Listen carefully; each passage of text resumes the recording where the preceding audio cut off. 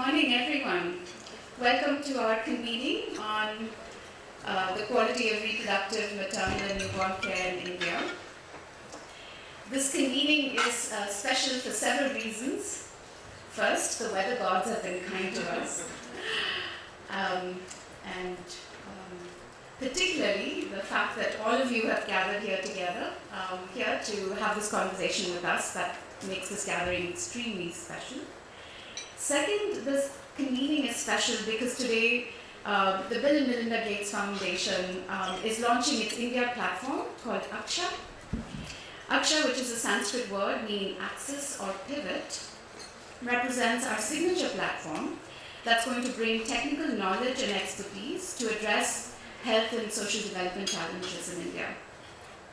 Through a regular series of events, we are going to be using this platform to advance ideas, solutions, innovations, and importantly, data and evidence that can be applied towards our vision of an India where every individual has the opportunity to lead a healthy, productive life. Third, this gathering is special because we, the Measurement, Learning and Evaluation team, are also launching a work stream that we are calling Knowledge Mobilization, in the spirit of Aksha. This work stream is going to be focused on synthesizing knowledge and generating insights to inform health and development strategies in action. We face a twin challenge when it comes to research uptake. Researchers do not consistently answer policy-relevant questions and synthesize evidence in ways that can inform policy and program decision-making processes.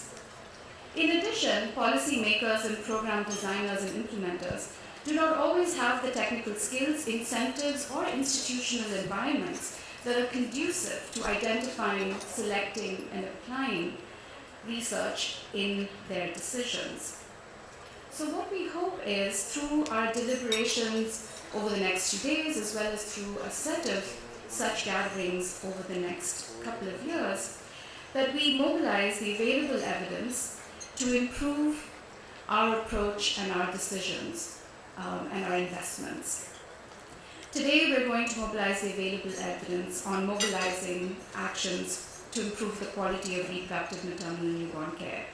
We aim to build on a meeting that BMGF and partners held a couple of years ago, and I know that several of you were involved in that convening. Priya was there, and Manoj was one of the organizers of that meeting. So what we'd like to do is take stock of what we've learned in the last few years. Priya and I have also had the privilege of working with many of you. In the past year, a number of new analyses of quality improvement efforts in UP and Bihar have become available. And healthcare quality improvement has emerged as a crucial site for experimentation on health system strengthening. Alright, so I'm going to actually talk about how we designed this meeting, and as Sunita said that we've been looking at a lot of the evidence that's emerging from the ground in UP and Bihar, and in working with our research partners, who are many of you are here already, on synthesizing the evidence on some of these key studies. Our attempt was to position the evidence in broader discussions around conceptualizing and measuring quality of care, and really take a broader look at how have quality of care frameworks evolved over time, and how have they accommodated new issues of equity, intersectionality, rights, and dignity. And that has led us to kind of really begin to engage with some of you in a much more deeper way, and also with frameworks that are really looking at person-centered care and looking at issues of equity and dignity and respect. So our reviews and engagement with some of you around what we've accomplished in UP and Bihar, but also what are some of the real gaps and the unfinished agenda, has also led us to kind of really look at our evidence and frame it in kind of three realizations, I would say. One, that there are different interacting contexts at play in achieving reproductive health equity, and these include society and community determinants of equity, women's health-seeking behaviors, and facility level and provider level factors, including the provision of technical care and person-centered dimensions of care. Second, that there is a bi-directional influence between health-seeking behaviors and quality of care that women experience at facilities. And third, building off WHO's quality of care framework, that there is also a bi-directional relationship between the provision of care and experience of care. So given this as a backdrop and really building off some of the new work around frameworks, we decided to create the meeting agenda to focus on critical elements of provision of care, which include evidence-based practices for routine care and management of complications, actionable information systems, and functional referral systems. We also wanted to forefront women's experiences of care with a specific focus on respect and preservation of dignity. So these kind of became two very important pillars of how the meeting has been, the agenda was created. And underlying both these experiences of provision and women's experiences of care are issues of competent and motivated human resources and availability of essential physical resources, which logically then became an important theme for the meeting, as much of this health system strengthening work and quality improvement work often begins from here. So the meeting agenda was really created to touch on all these important elements of quality of care, which we know have a decisive impact on health coverage and outcomes. Each of the panels that we will hear from in the next couple of days, today and tomorrow, are designed to have data from our core geographies with a discussion from experts around what these findings suggest for either deepening the work we are doing or refining the strategies or filling the evidence gap. Some of the important questions we hope we will discuss in this meeting, which might not be in the agenda, but that's the kind of discussion we want to have. One is, what are we learning about ensuring effective human resources for delivering high quality reproductive, maternal and newborn care, including how to address the no-do gap. Despite innovative models of capacity building, what we are learning is they may still be insufficient. So what are the ways to simultaneously address contextual issues, such as issues of organizational culture, that impact behavior and practices of providers? Have we learned anything new about the role of governance of health systems? To what extent will upstream efforts on shortage of healthcare providers need to be solved for in order to optimize the benefits of in-service training?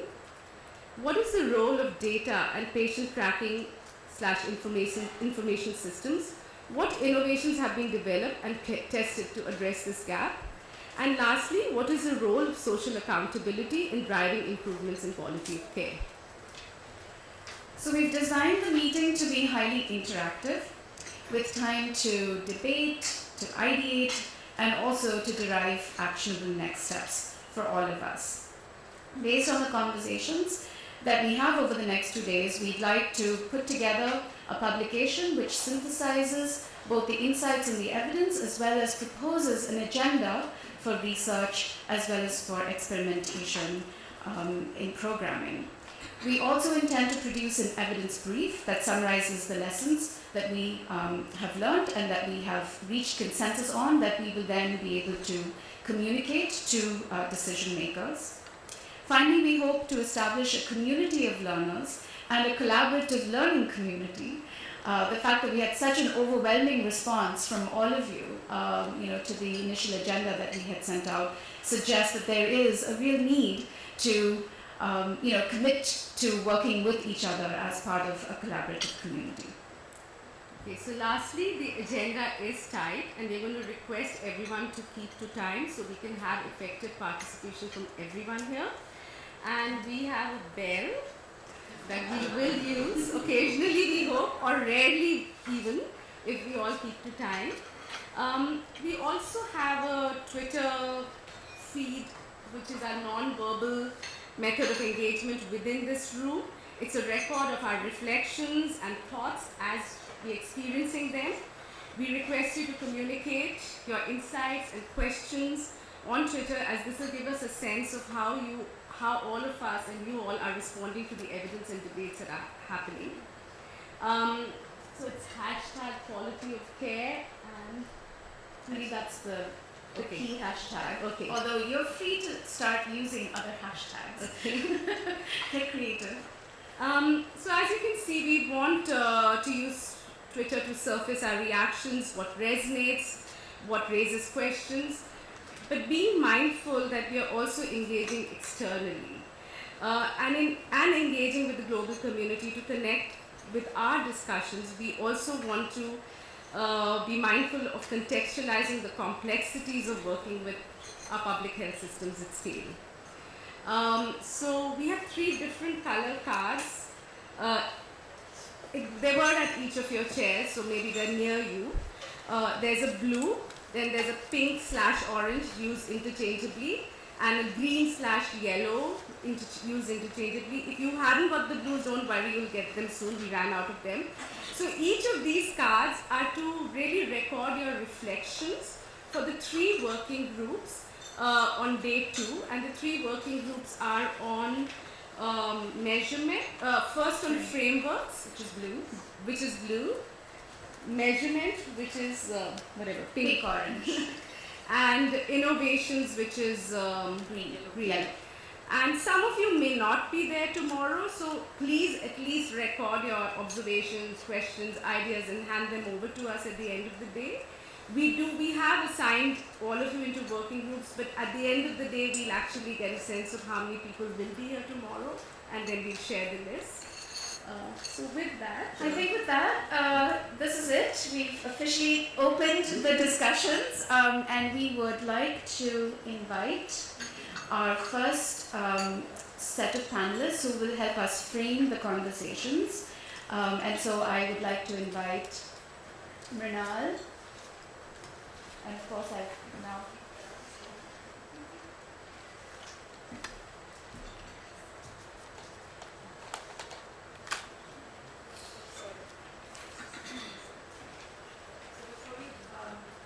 so you're going to use slides, so then I'm going to not invite everyone. So Mrunal is a public health physician with over 15 years of experience in maternal health, and he is our country lead for maternal newborn health. So over to you, Mrunal. Good morning, warm welcome to everyone. Lovely to see many old friends, hope to make a few new ones. Today morning, as I was thinking about how exactly I should frame this, I was wondering, quality of care, how old is this concept? How did you find this?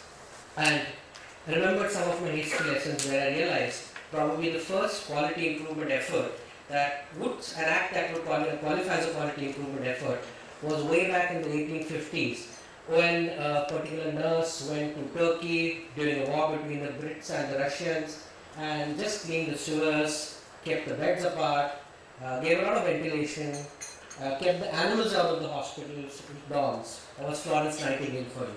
And she brought down mortality rates at a time when in battle for one soldier dying, they died 2 due to diarrhea and cholera. She brought down the mortality rates from around 42% to around 2%. So I think probably that's where quality improvement efforts ever began, and here we are, quality of care now. In the present context, why do we need to focus on quality of care? Well, we know that around 10 years ago in 1995, Government of India started an effort to get women and mobilize them to the facilities so that they had in-facility good institutional delivery care. While that happened, as the data tells us, what really hasn't happened is the intent with which it was done. It wasn't fully achieved. It was achieved, but we always know that there is the bend in the curve is not severe enough, and we are still losing mother and children. However, when you analyze that further and ask why, 2 apparent things come to surface. One is we didn't have enough quantity of facilities, and therefore planning, this is a UK example of how planning was done to incrementally increase the number of facilities so that access could be solved for. But even when you solved for that, there still was a focus that was missing, and that was around quality of care. And the UP team thought that it would be useful to focus on something called nurse mentoring. As this happened in UP, the coverage is increasing, but when you really drill down it and ask yourself, is this really effective coverage? You have a lot of quality of care improvement or initiatives. You have the Lakshya guidelines getting rolled out, you have Dakshata, you have the nurse mentoring in different forms from Karnataka, Bihar, UP, and you still have results like this. From my colleagues, slide borrowed from my colleagues from Betterberg, where you did what seemed to be right, you got the message across, but when you actually looked at mortalities and morbidities, you really didn't make that impact. So over the next 2 days, I'm going to be a little provocative and ask you to think about the following things, right? When you look at the whole spectrum, think about it from the mother, the child, the adolescent girl. What is it that motivates them, to come and seek care at these facilities?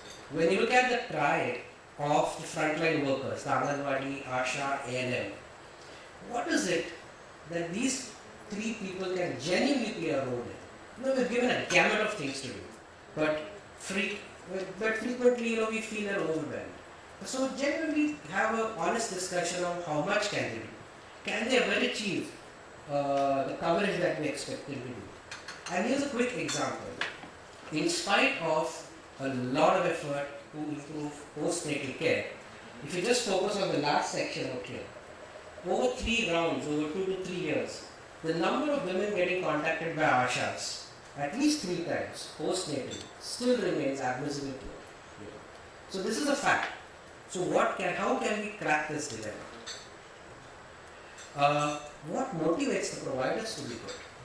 And if you see, you have, just focus on the first 2 lines, where a new system has been put in place in UP as an example, where the Regional Resource Training Center, where a bunch of doctors, senior level doctors have started going to the facilities and have trained around 128 doctors. Just focus on the first 2 lines.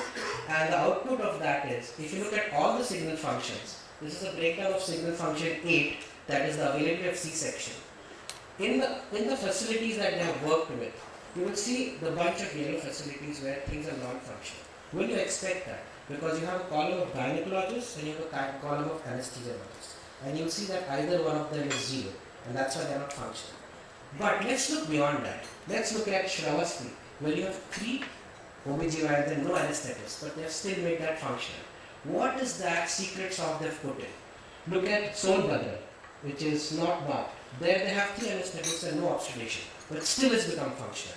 What is it that they have managed to do, roping in the private sector, borrowing someone from somewhere? What is it that motivated them? See, these guys could have easily put their hands up and said, we don't have staff, we are going to start functioning. But what is it? What is that secret thing that they have done which enables them to perform?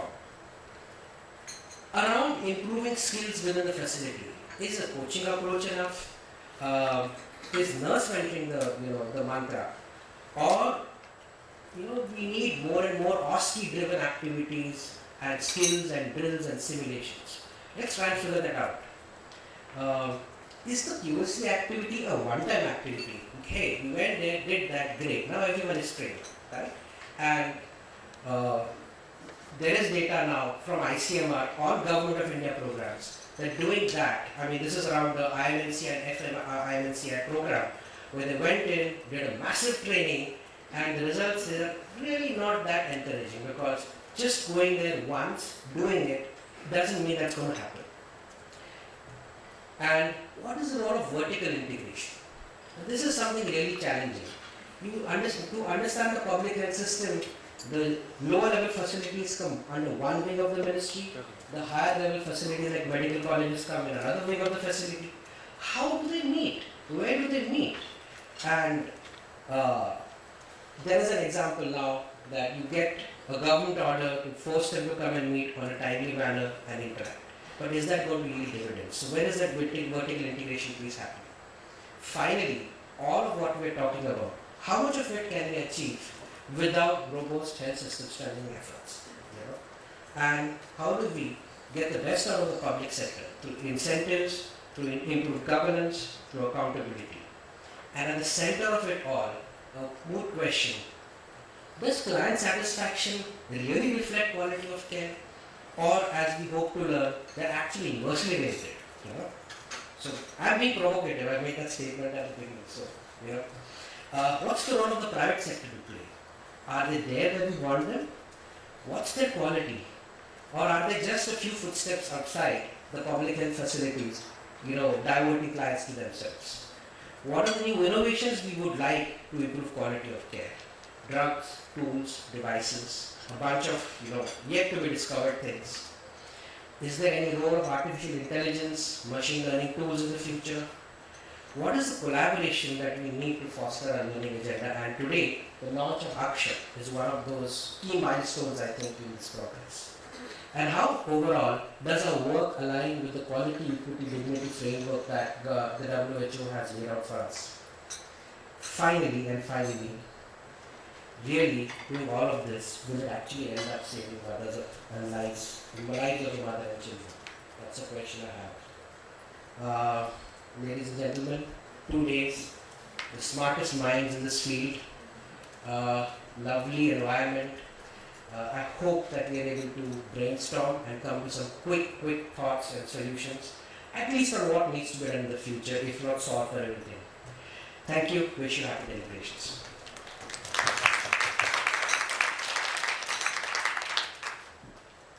Thank you so much, Mrunal. So now I'd like to invite Professor Gita Sen. Gita is a distinguished professor and director of the Ramalingaswami Center on Equity and Social Determinants of Health, the Public Health Foundation of India, and also adjunct professor of global health and population at Harvard University. She's also the general coordinator of DAWN, Development Alternatives with Women for a New Era. Dr. Sen has worked for 35 years nationally and internationally on population policies, reproductive and sexual health, gender equality, women's rights, and a whole host of other issues related to human development. And so Gita is going to be speaking on the global SDGs, equity, rights, and quality of care.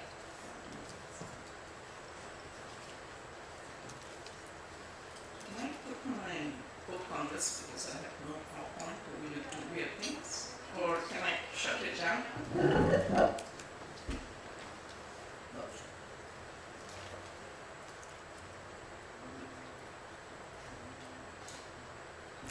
Morning, everyone.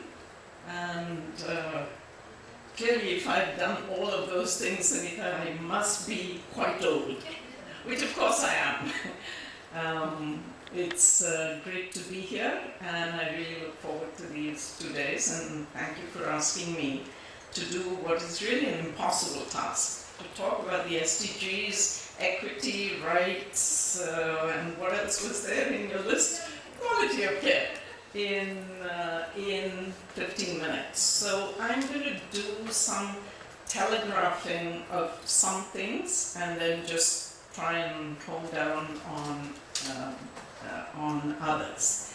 I think, first of all, I just want to sort of take the title and turn it into a bit of a question, which is, what do the global SDGs and all of the hoopla that's now going on around them have to do with equity, rights, and quality of care, the kinds of issues that we are concerned about? I think that is at one level one very important question, because we know what happened to the MDGs. Government, civil society, everybody sort of had a sort of take it or leave it attitude. Paid attention when they felt like it and didn't bother with them when they didn't feel like it. Certainly in India that was the case. Despite that, of course, we had all of the mobilization around the National Rural Health Mission, which, even if whoever may swear black and blue that it had nothing to do with the MDGs, I think undoubtedly was influenced by the larger global attention to the MDGs. So I'm going to try and frame what I have to say in the context of that question. But before we get to that, can I just see a show of hands? How many people are, I'm only going to say very moderate or very poorly. So we'll start with how many people are very familiar with what the SDGs are all about and what they are, and so on and so forth. A decent number. Moderately? Okay, most everybody else. Vaguely? A few, okay. All right, good. I'm going to go with the very and moderately and then sort of take it from there. And certainly in the Delhi audience, I would expect that to be the case. But just make 2 or 3 points which I think are important in our context today. One is, in terms of the difference between the SDGs and the MDGs, there's absolutely no question that if the MDGs were seen largely as having been written by a bunch of UN bureaucrats sitting in the basement of the UN on 42nd Street, off 42nd Street, that's certainly not true about the SDGs. The SDGs have been far more inclusive in their process. They've included, and it's been a long drawn-out process as well, as a result. That inclusion came both from the insistence of particularly South governments that they were not going to have a repeat of the MDGs process, but also came from pressure from civil society, private organizations, including corporations, foundations, and others, everybody saying we needed a much better process than before. And there's no question but that as a result of that, we have something which certainly lays a better basis for discussions about equity, rights, quality, and so on. How much of that actually affects us in terms of what we do with SDG 3 in particular, which is of course the health SDG, as you know, and SDG 5, which is the gender equity, which I would argue, and I think many of us in the room would agree, is very closely connected to those issues in relation to the health SDG. Let me first say something about equity, the equity question, before I come to the intersectionality question, which is of course a much deeper equity question. Just SDG 3 says ensure healthy lives and promote well-being for all at all ages. And SDG 5 says achieve gender equality and empower all women and girls. The equity is really contained, as far as those 2 SDGs are concerned, in those alls. And there was a massive battle in the negotiation to get those alls into the framework. At the same time, of course, those alls are a cop-out. They're a way of not saying what people didn't want to say, which is who is included in those alls, who normally gets excluded, and why, and so on and so forth. But still, the all gives us a basis for saying, okay, all is all. So we then need to look at whether everybody has the same kinds of issues, the same kinds of concerns, the same kinds of problems, or not. So it opens up the possibility of getting into deeper equity questions, and as I will argue, deeper intersectionality questions as well. The second concern around, well, let me say something about quality before I get to the rights question. On quality, the position is a bit weaker. If you look at the health SDG, quality only appears in 2 places in relation to the targets of, it's certainly not there in the goal itself, and it's there in relation only to target 3.8, which is the universal health coverage target. And it appears twice in that target. And that's the only time it appears in the goals and targets of the health SDG. Once in relation to quality services, and once in relation to quality medicines and vaccines, which is of course in relation to the Doha TRIPS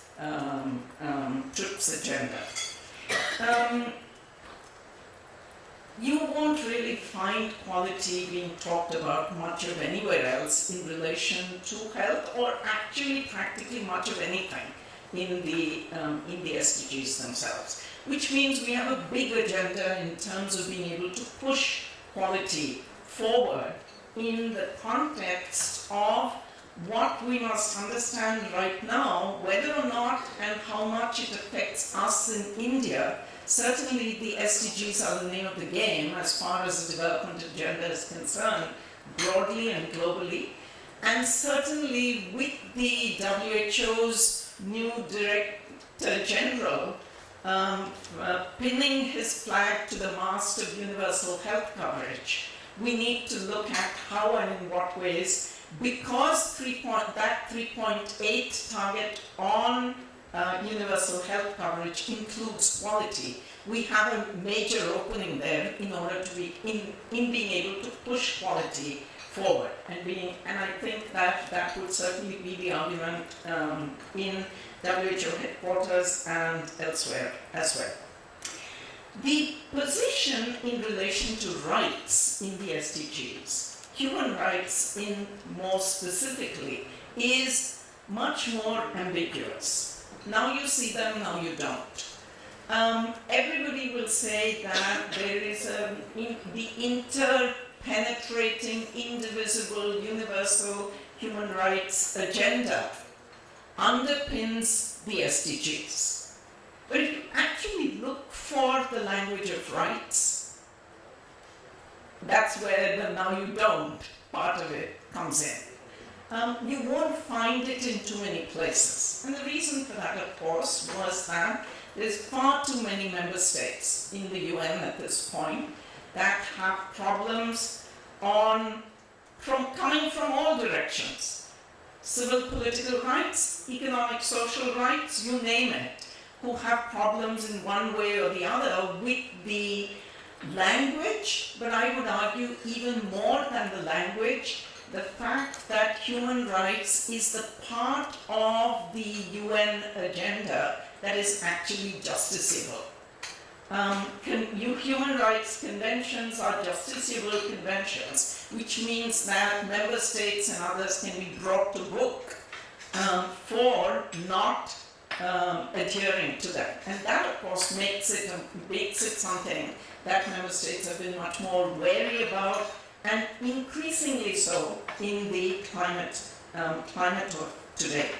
Interestingly, as far as health is concerned, the one place, again, you won't find it under SDG 3 anywhere, but where you do find it is in SDG 5 under the famous target 5.6, which is, of course, the sexual and reproductive health and rights, the sexual and reproductive health and reproductive rights target of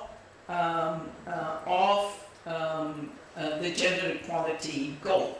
Reproductive rights are mentioned, and that's the one place that you find rights. And that, of course, I don't need to tell those of you who were engaged in that, was another long and bloody battle in the negotiations around the SDG to get those two words, reproductive rights, into that target. Let me then just very quickly move on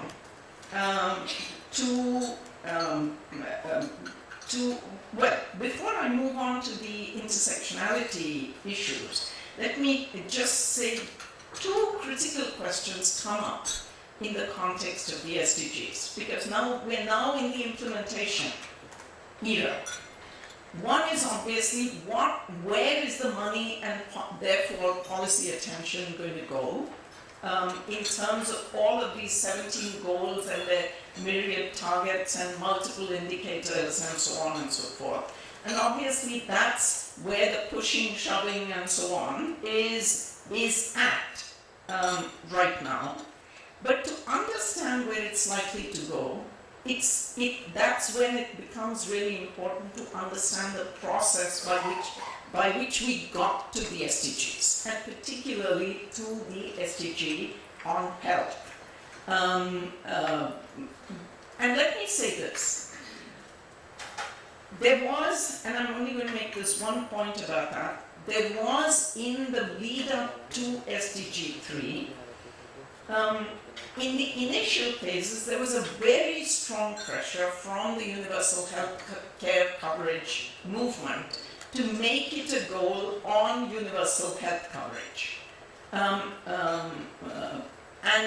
And to not get bogged down with all of the bits and pieces that have been in the MDGs. Maternal health, children's health, HIV/AIDS, and so on and so forth, to bring it all under this big umbrella of universal health coverage.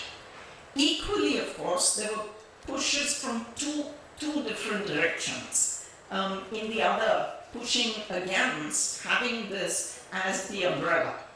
One push was, of course, from very traditional, we don't want to go there. This is too big, it's too radical an agenda, and so on and so forth. The same naysayers who've been around on that issue for a long time.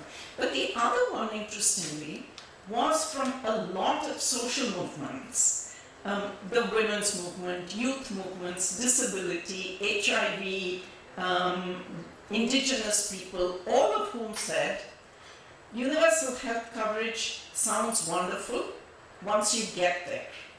We're very concerned about the pathway by which you'll get there. And is that pathway going to be such that the worst off in multi-dimensional intersectional terms will have their concerns addressed?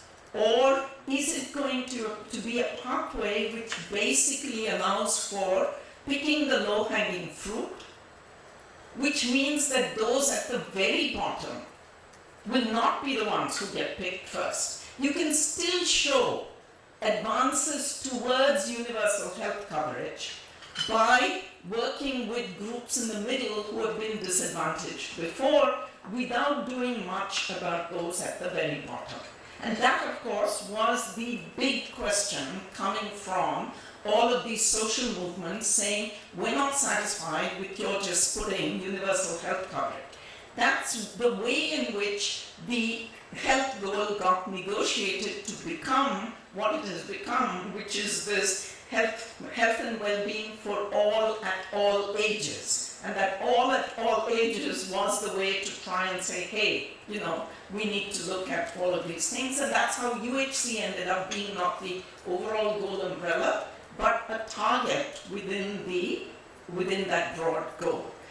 Which brings me, of course, then to the question of intersectionality, and where am I in relation to all my 5 minutes? Oh, perfect. Okay. So, I'm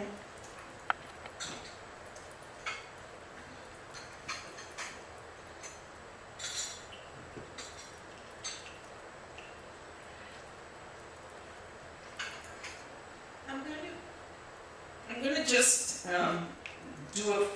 say a few things here about why intersectionality is important in the context of this convening and in terms of the work that all of us are deeply interested and committed to. First of all, what do we mean by intersectionality? A number of you may be very familiar with it. I know that there's a lot of confusion about the relationship between horizontal equity and intersectionality, and is intersectionality only fuzzy, woolly terms for something that we already work on anyway, or what is it all about?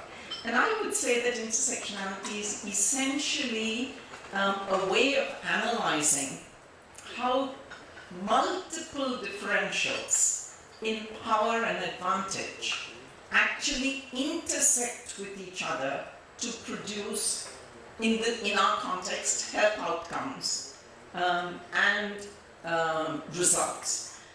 What does that mean? It means that it's not enough to work in silos. So here we have economic inequality, here we have gender, here we have caste, here we have religion, here we have rural versus urban. Each of these in itself generates a way of looking at the equity question. That's undoubtedly true.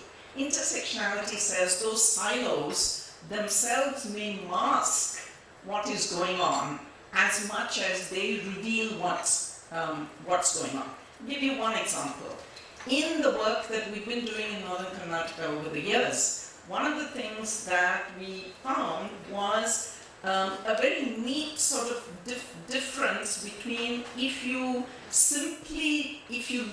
use intersectionality or don't as a lens to analyze household level treatment. And this was our own large-scale survey, and we developed a way of analyzing it. But what we found is that if you use standard methodology, rich, poor households, etc., the obvious, okay? Discontinuation of treatment was much higher among the poorer households as opposed to the better off ones. Surprise, surprise.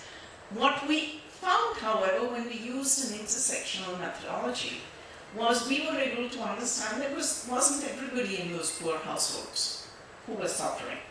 In fact, the poor households were rationing their disadvantage. So it was almost all of the difference in discontinued treatment or non-treatment was happening only on a gender basis. It was only girls and women who bore the brunt. If you broke up the data to look at boys and men within poor households versus boys and men within better off households, their access in terms of these indicators for treatment were almost the same. No statistically significant difference. All of it was falling on the women. If you looked only at the typical rich households, poor households stuff, you would say poor households are worse off than rich households. Target your policy or program to poor households without paying attention to the fact that it's what happens within the poor households. And that you will only get to that through an intersectional analysis. So the power of intersectionality is not only that it reveals, but it also demystifies and alters the way in which we can look at things which we take for granted otherwise. Now the big question for us is, of course, how should quality of care work address intersectionality? Let me come back to that in a minute. And just say a few more things. One is, we tend in our approaches to multiple axes of intersectionality to focus our attention only on the extremes. So rich, upper caste boys versus poor Dalit girls. Okay, surprise, surprise. Big differences between these two in every dimension that you can think of. What's happening in between? What's happening to the groups that are not at those two extremes? What happens to the rich Dalit boy versus the upper caste poor girl or the upper caste poor boy? In order to really understand what's going on, we need to have a way of understanding what goes on, because this is exactly where the politics of rationing, adaptation, and actual politics of voice and choice start kicking in. And let me just say one thing. We have a methodology now developed. For the longest time in the intersectionality analysis, there was no way you could actually make these kinds of comparisons. You could compare the extremes, you couldn't compare the middles. We now have a methodology that allows us to do that in a way that's really mind-blowing when you start looking at, because you're able to look at all the subgroups and see what's going on. Who's actually better off? Why are people making the kinds of demands that they're making? What is it that you will run into with a program if you try to get at this question? And literally my last point, tying it back to the quality of care issue, is that we tend to think quite often of access and quality as two separate things. We look at access and then we look at quality. An intersectional approach allows us to see how poor access usually means poor quality, and poor quality quite often will lead you to poorer intersectional access. It will lead to poor access for those who are at the very bottom. And in the context of maternal care, just to give one example, the poverty of quality is not visited across everybody. We know that. We think in terms of poor women, but think in terms of poor Dalit woman who's facing not just poverty or gender, but is also facing all of the stigma and discrimination and fear that goes with showing up at the health center. And I believe that those are some of the ways in which we should be able to open up and use an intersectionality analysis to help us understand quality, because in fact much of intersectional analysis at this point is still stuck with access, but in a lot of our own work we're trying to see the connections between access and quality in some of the ways in which I've talked about. I'm sorry I don't have more time to get into this, but I promised Sunita and Priya that I'm going to give they'll upload, we'll send them a bunch of the papers that we've written on this that actually